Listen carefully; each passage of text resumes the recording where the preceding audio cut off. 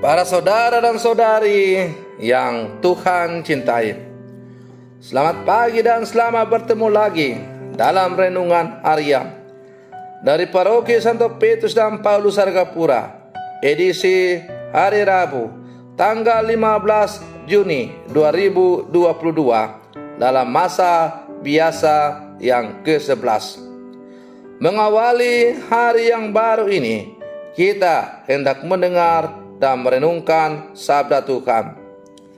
Marilah sebelum kita mendengar dan merenungkan sabda Tuhan, kita berdoa.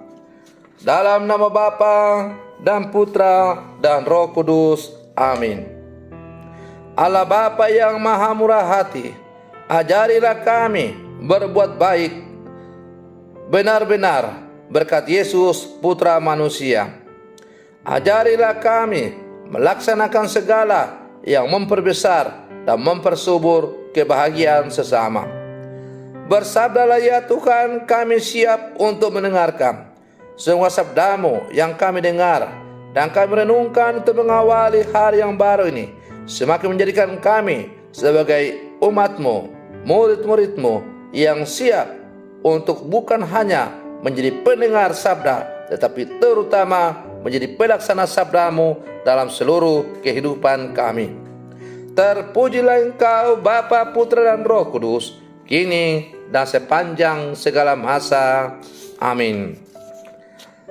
Para saudara dan saudari yang Tuhan cintai, sabda Tuhan yang hendak kita dengar dan kita renungkan untuk mengawali hari yang baru ini diambil dari Injil Matius pasal 6 ayat 1 sampai 6. Dilanjutkan ayat 16 sampai 18.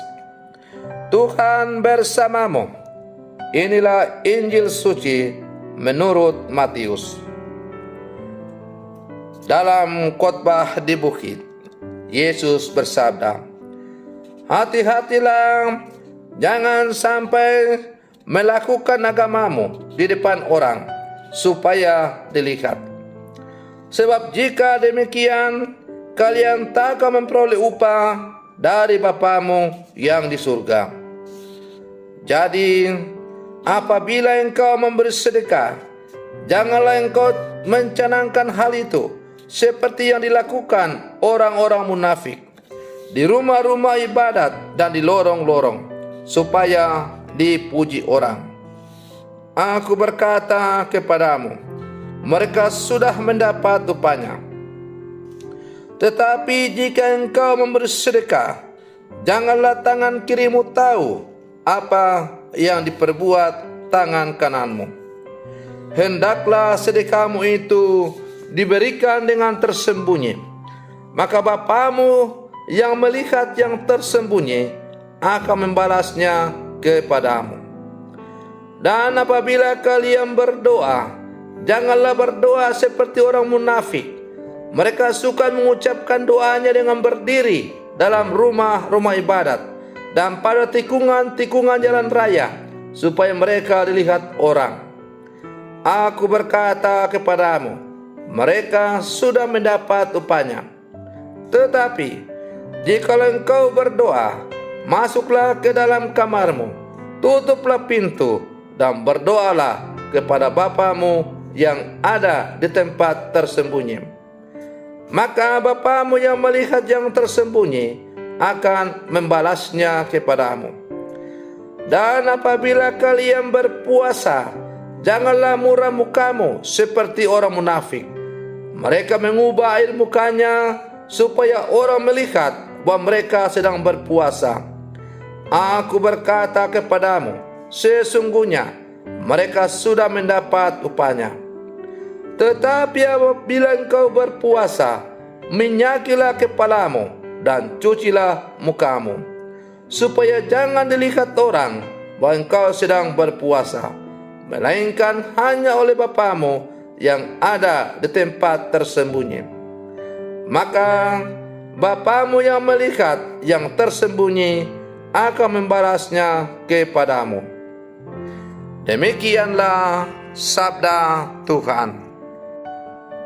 Para saudara dan saudari yang Tuhan cintai,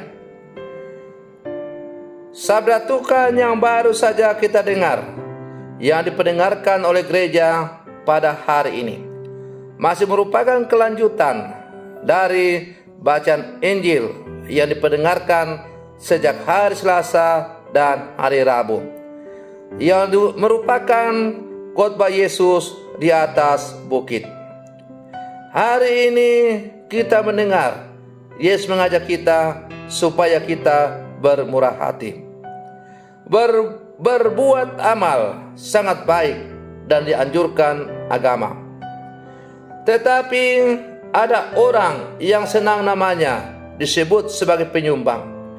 Ada orang yang sengaja mengundang wartawan untuk meliput beritanya, atau mengabadikan jasanya dalam bentuk piagam penghargaan atau buku kenangan.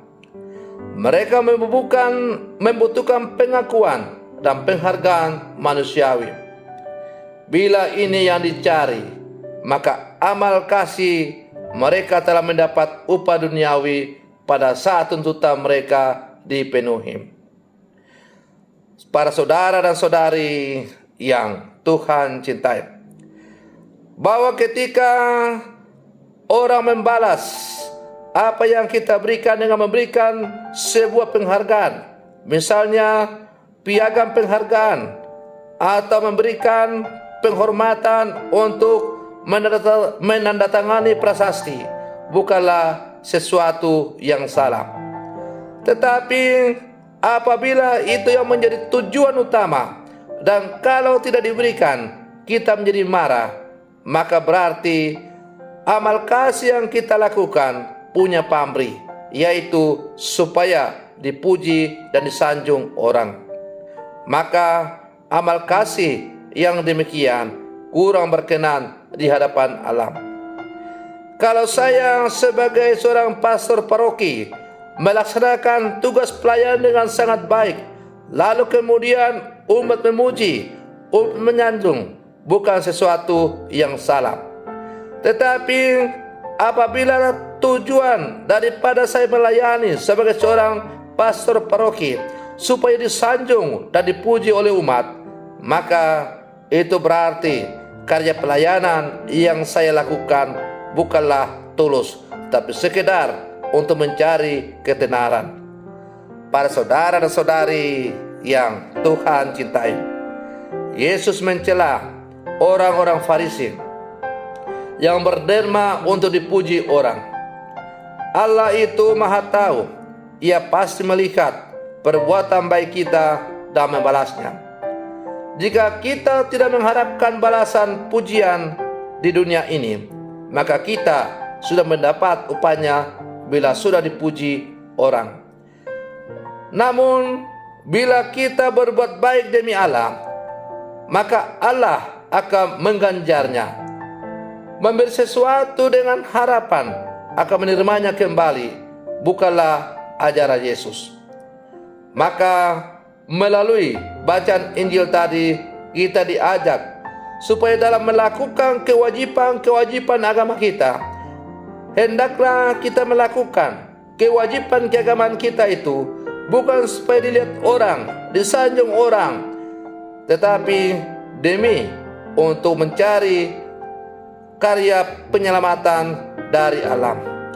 Oleh karena itu, apapun yang kita lakukan dalam hidup ini, hendaklah kita lakukan karena datang dari kedalaman iman yang sungguh mendalam, karena kita yakin bahwa Tuhan itu sungguh mengasihi kita. Para saudara dan saudari yang Tuhan cintai, murah hati adalah salah satu keutamaan moral Katolik yang harus kita bangun setiap hari. Sebagai murid Yesus, kita diajak untuk murah hati. Kemurahan hati ditunjukkan dengan kerelaan kita untuk saling berbagi dan memberi. Allah tidak melihat kuantitas pemberian, melainkan keikhlasan dan ketulusan hati kita. Maka Yesus mencela orang-orang yang berderma untuk dipuji orang dengan berkata, apabila kamu memberi sedekah, janganlah engkau mencanangkan hal itu seperti yang dilakukan orang munafik di rumah-rumah ibadat dan di lorong-lorong, supaya mereka dilihat dan dipuji orang. Para saudara dan saudari yang Tuhan cintai, sebagai orang Katolik, murid Yesus yang hidup zaman sekarang, kita yakin bahwa memberi tidak pernah memiskinkan seseorang. Sebab Allah tidak pernah membiarkan kita hidup susah dan menderita, karena gemar memberi dan melakukan kebaikan. Sikap egois dan mementingkan diri justru akan membuat kita terasing dan tidak mengalami sukacita. Maka marilah dalam seluruh kehidupan kita sebagai murid-murid Yesus yang hidup sama sekarang, kita saling berbagi, saling mengasihi, saling bermurah hati dalam hidup kita. Maka kita akan disebut sebagai murid-murid Yesus yang hidup di zaman sekarang. Semoga demikian. Selamat pagi. Tuhan Yesus memberkati.